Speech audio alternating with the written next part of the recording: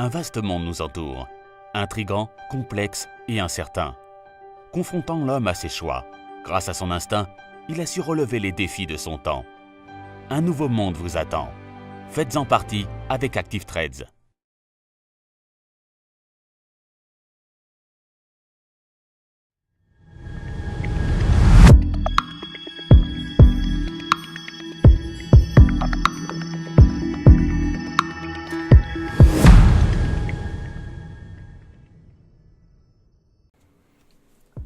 Bonjour à tous et bienvenue sur boursicoté.com pour cette nouvelle analyse technique Forex et matières premières avec donc une paire de devises euro-dollar qui vient de casser ici la zone de support qu'il fallait surveiller ici à 1.2250.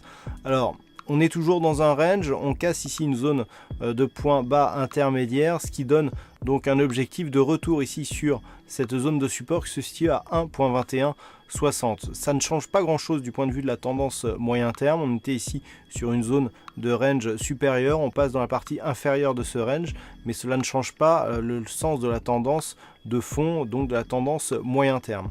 Donc tant que les cours ici évoluent sous la moyenne mobile 20 exponentielle, c'est d'ailleurs ce qui nous faisait anticiper ici une telle rupture, puisque nous avions ici des contacts donc sur la moyenne mobile 20 exponentielle depuis ici cette attaque baissière et la cassure donc de cette zone des 1.2360.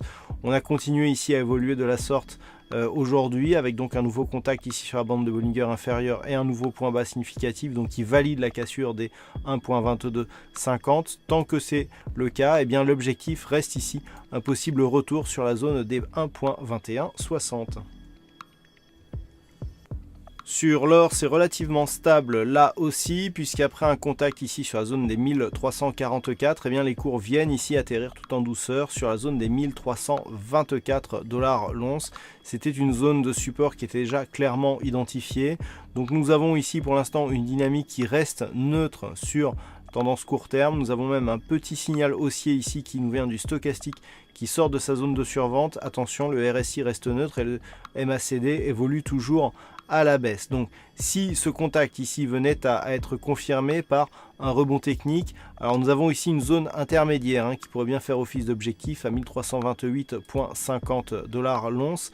Si ce niveau était cassé à la hausse, bien on pourrait viser donc une continuité dans ce petit range ici de 20 points, donc au profit d'un retour soit sur la zone médiane qui se situe approximativement ici sur les 1335 $ l'once, soit sur les 1344, zone supérieure de la zone d'évolution qui reste neutre.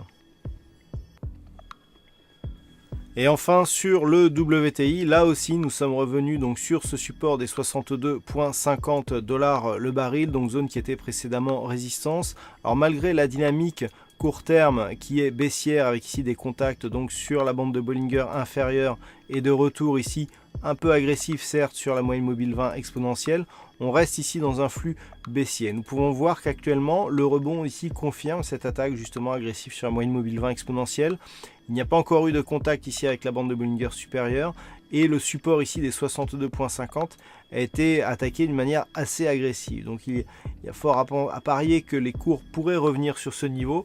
En cas de prochaine attaque ici de cette zone des 62,50, bien la cassure devrait être plus profonde. Dans cette configuration, nous avons ici un signal qui reste baissier, avec notamment le stochastique ici qui sort de sa zone de survente, le MACD qui se retourne dans un contexte où le RSI, après avoir été haussier ici notamment lié à la sortie de cette zone de surachat, est en train de se neutraliser. Donc nous sommes ici sur un contact moyenne mobile avec des indicateurs qui tendent à se retourner à la baisse. Si les cours valident ici et reviennent au contact de cette zone des 62,50 $ le baril, on pourrait connaître ici une rupture de ce niveau, auquel cas ce serait le niveau ici des 60 $ le baril qui ferait office d'objectif. Naturellement, si les cours reviennent ici sur cette bande de Bollinger supérieure et reprennent un biais haussier, on aura une petite configuration ici de retournement qui pourrait nous ramener dans un premier temps ici sur la zone des 65,30 $ le baril. Voilà donc ce que nous pouvons dire sur cette analyse technique Forex et matières premières. Passez une bonne soirée, de bons trades et on se retrouve donc dès demain pour d'autres analyses techniques pour le Trading Live, toujours sur le site boursicoté.com.